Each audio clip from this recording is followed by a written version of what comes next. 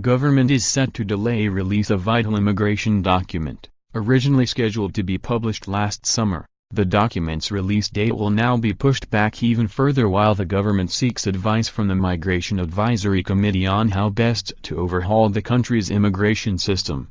Theresa May is currently dealing with the fine print on the rights of EU citizens who live in Britain. The EU withdrawal agreement drawn up in December handles some of these issues, but she is expected to spend time hashing out even more details with the EU bosses. A spokesman for the Home Office said, "In December, we reached a deal with EU citizens' rights and our priority now must be to agree the detail of the implementation period." Mrs. May is also handling the contentious topic of whether or not to include the number of overseas students in the UK's net migration figures. So far, she has made it clear that she will continue to resist pressure to remove overseas students from immigration figures. Critics argue that the inclusion of students, most of whom return home after their studies, has made it impossible for the government to meet its self-imposed target of reducing net migration below 100,000 a year. Mrs. May herself left no doubt during this week's trade mission to China that she sees education as a key part of her Global Britain strategy to boost commercial links around the world after Brexit.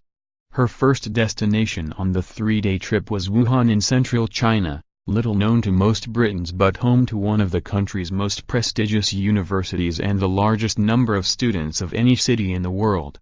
There, she spoke to students about her ambitions to increase numbers of Chinese students in the UK, at about 150,000, currently the biggest contingent from outside the EU.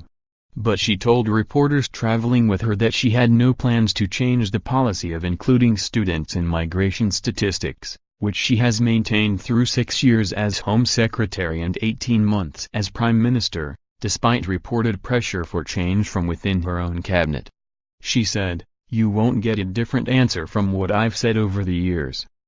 The reason students have been in the numbers is because it's an international definition of a migrant.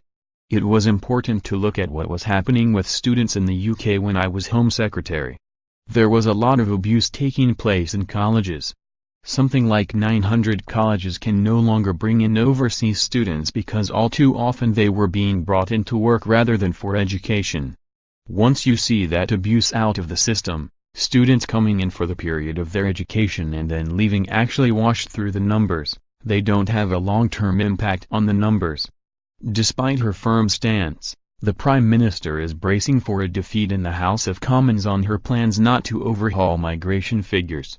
Mrs. May is likely to announce a host of immigration reforms to overhaul the entire system post-Brexit.